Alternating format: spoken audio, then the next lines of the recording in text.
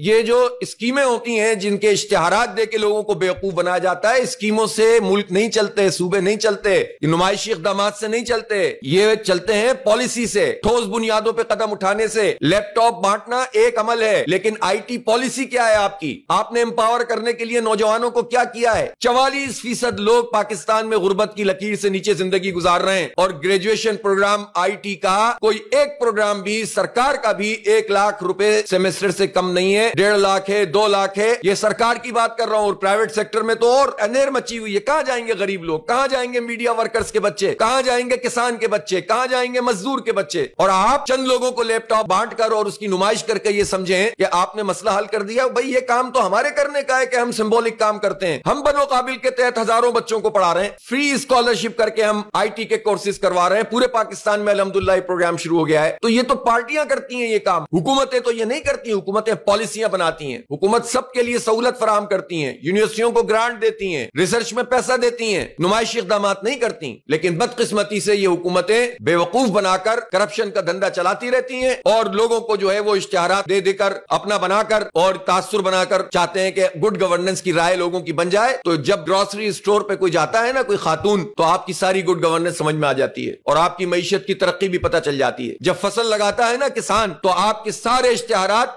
دھڑام سے گر جاتے ہیں۔